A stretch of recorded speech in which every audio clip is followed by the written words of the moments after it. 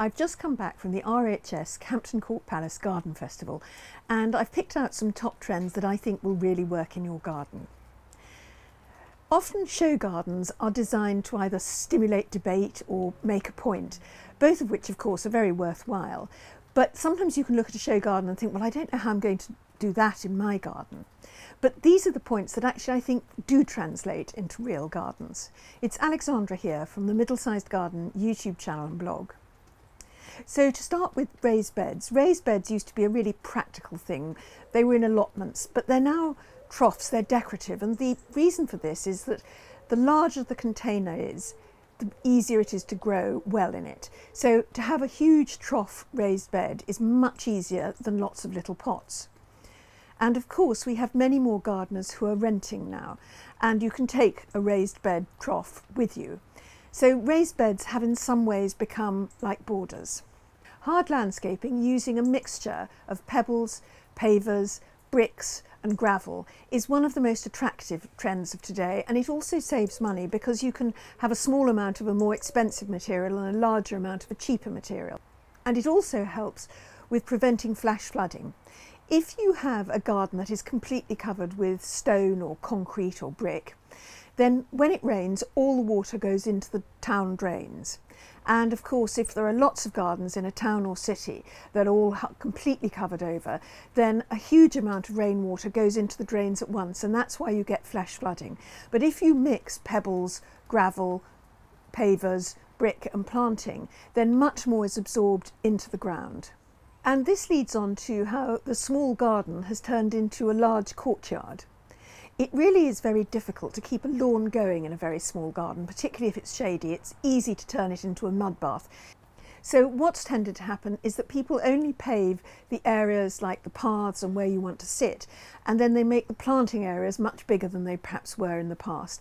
And once again, that's really great. It looks beautiful, lots of flowers or planting. It absorbs the rainwater, it gives more for nature, for pollinators, and it looks gorgeous for you. And there were a couple of gardens that really did this well. In fact, many of the gardens at Hampton Court Flower Show did it beautifully. Recycling. Well, there were recycled sheds and pots and pavers and troughs at Hampton Court, as there were at the RHS Chelsea Flower Show. Arit Anderson's garden, the RHS peat-free garden, was probably one of the most beautiful gardens in the show, and it used a huge amount of recycling. The shed was made from recycled windows and glass doors. There was recycled paving, there was vintage furniture and recycled troughs and planters. When I talked about recycling at the Chelsea Flower Show, a few people did comment that vintage items or upcycled items can either be difficult to find or they can be expensive, and those are fair comments.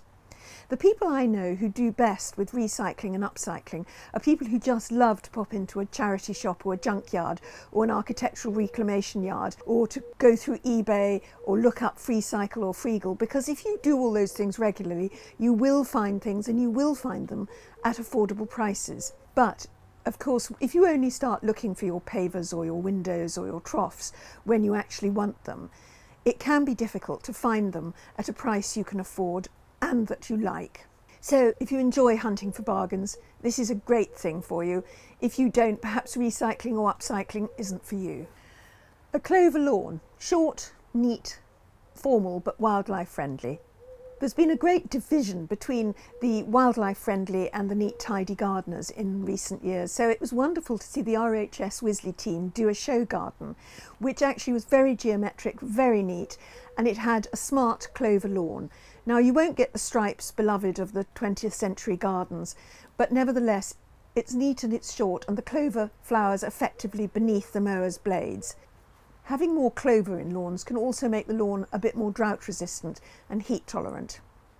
The other things they did in this RHS Wisley formal garden was that they had a geometric design, and then at the corners they had, quite neat boxes which contained bug hotels, and on top of that were container ponds. So it just shows you that you can be geometric, neat, tidy, formal and wildlife friendly.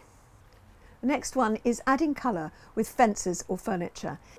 In a small garden you can make a big impact with colour by using coloured furniture or painting the fence or wall.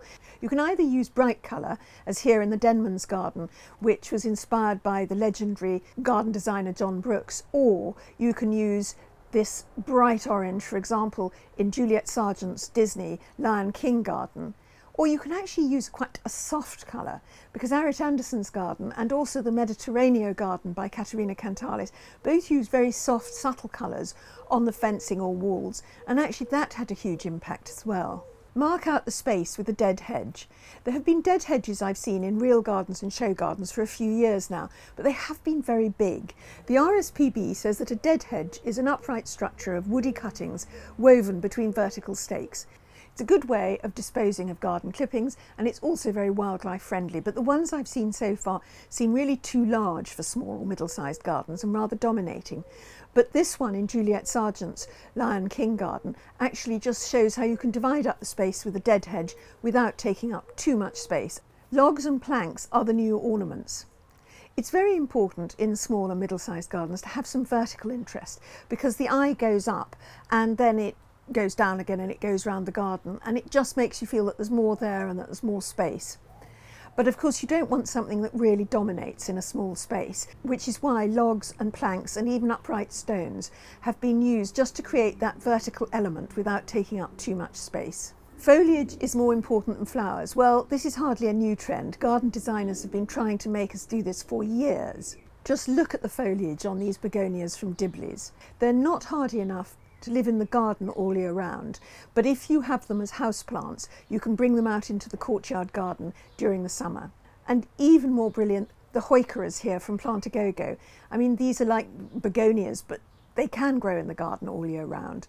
And even hostas have brilliant foliage, although you would have to keep them in pots to try and keep them away from slugs. Edimentals. Well, I've been talking before about how many gardens today don't have room for a separate veg patch, and so veg are being grown in amongst the flowers, and also we're looking much more widely at the sort of flowers we can eat. One of the things you can do is grow extraordinarily beautiful vegetables, and the queen of this is Lucy Hutchings of She Grows Veg. Her collection of heirloom vegetables, which are open pollinated, are beautiful and extraordinary, but also taste good, and even the seed packets are absolutely gorgeous. Your guttering is now part of your garden. I did spot an Alitex greenhouse with succulents growing in the guttering that had been planted by the RHS Wisley team, and I'm really not sure how this works, but they know their stuff, so I assume that's something you can do.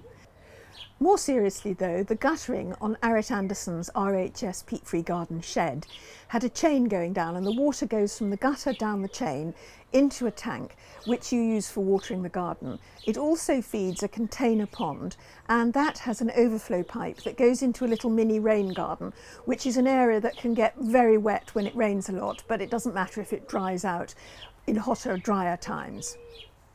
The use of water in gardens has been a major theme in all the show gardens this year. I spotted more ideas for your garden at BBC Gardeners World Live this year, so don't miss that video, which is coming up now, and thank you for watching. Goodbye.